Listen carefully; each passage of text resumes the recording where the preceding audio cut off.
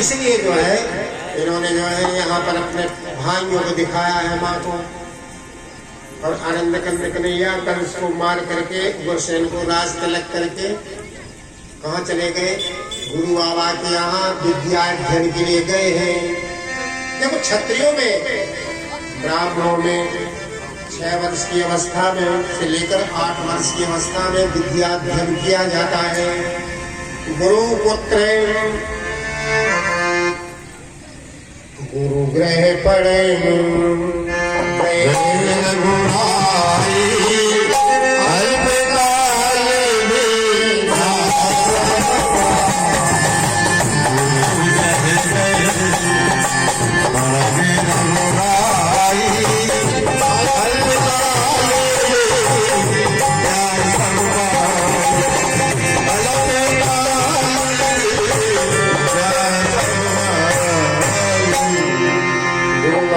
विद्या पढ़ने के लिए गए हैं। सुखदेव जी महाराज बोले कि हे राजा परीक्षित, हमने कल बताया था भगवान श्री राम का अवतार 12 कलाओं का है, 16 कलाओं का अवतार भगवान कृष्ण का है। 64 विद्याएं अल्पकाल में भगवान ने जो है सीख ली थी। उज्जैन में सांदीपनी गुरु के यहाँ विद्या अध्ययन करने गए थे,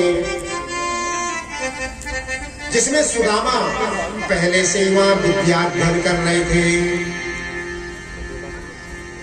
और सुदामा पढ़ने में जो है थोड़े कमजोर थे, कन्हैया जो है पढ़ने में जो है अति श्रेष्ठ थे।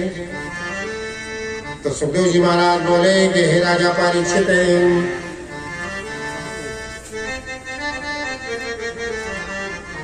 समय में ही 64 विद्याओं का अध्ययन करके जो है जाने लगे। तो कहते हैं गुरु दक्षिणा में देने के लिए गुरु बाबा से आग्रह किया कि महाराज आपको गुरु दक्षिणा में क्या दें।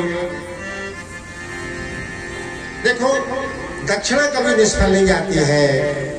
गुरु दक्षिणा में उन्होंने जो है कहा कि महाराज हमने सुना है कि आपने जो है अपने माता पिता के लिए अपने भाइयों को स्वर्ग से जो है ला करके दिखाया है। तो प्रभु हमारा एक पुत्र था, समुद्र में किसी जो है मच्छ ने उसको निगल लिया है। अगर देना चाहते हो तो गुरु पत्नी कहने लगी कि महाराज हमें हमारा पुत्र गुरु दक्षिणा में प्रदान करो। भगवान श्री नारायण ने जो सुना तो भैया रे कहते बिना गुरु बाबा के तरन बनता नहीं है।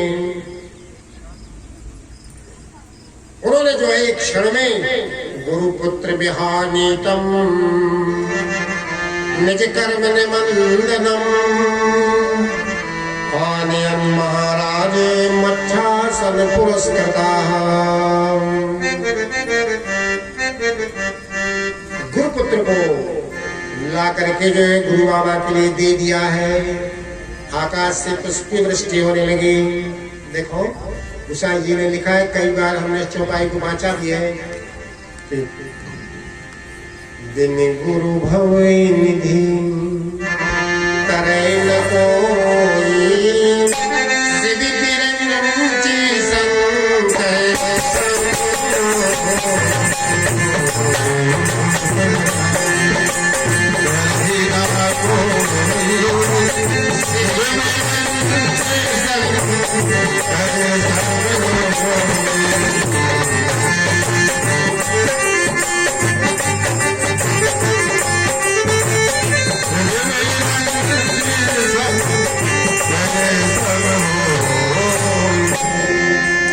ऐसे जो है गुरु दक्षिणा दे करके और विद्या पढ़ करके कन्हैया जो है फिर से अपने जो है मथुरा में आ गए।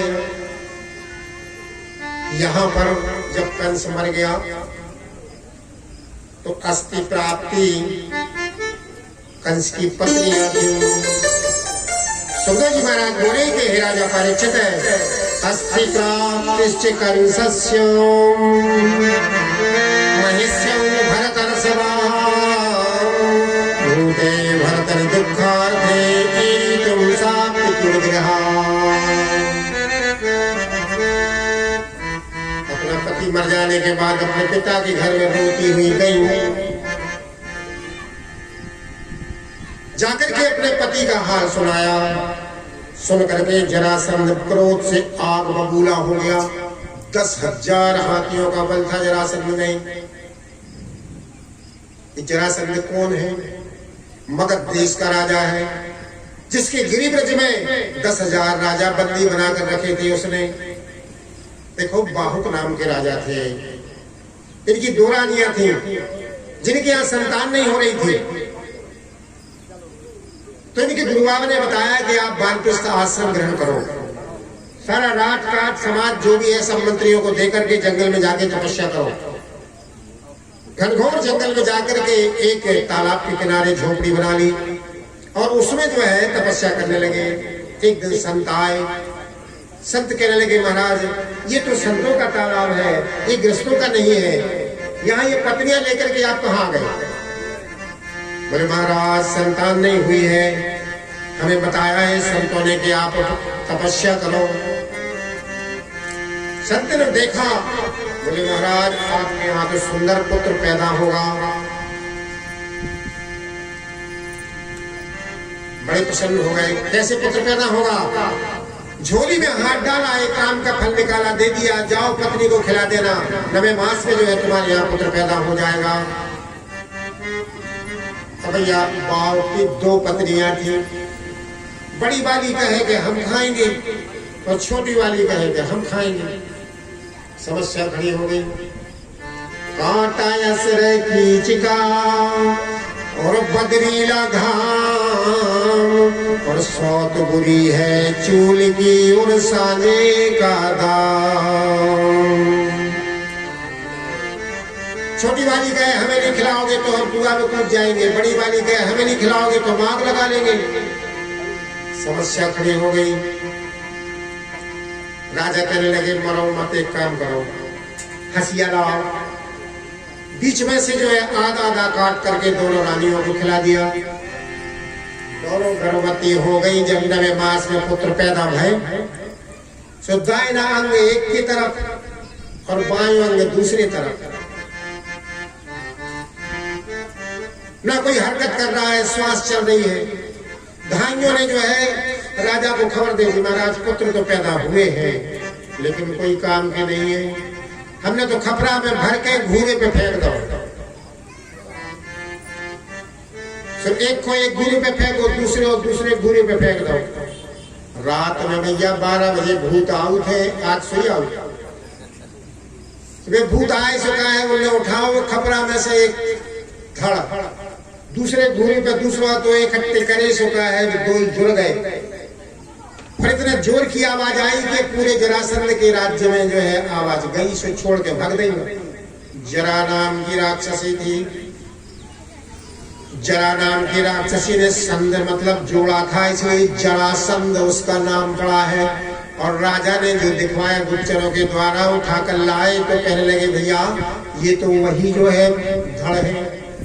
ऐसी जरासंध उनके गुरुओं ने आकाशवाणी की थी, भविष्यवाणी की थी कि देखो 10,000 हाथी के बल वाला पुत्र पैदा हुआ है तुम्हारे यहाँ। एक देववंशी संतान है वो जरासंध।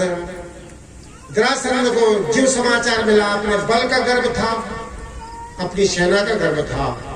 10,000 राजाओं की सेना, 10,000 राजाओं की संपत्ति, बड़े बड़े हथियार। उसने 23 छोड़ी सेना तैयार की और आनंद कन्हैया को मारने के लिए कहते भगवान ने जो है कहते द्वारकापुरी बसाई है समुद्र में।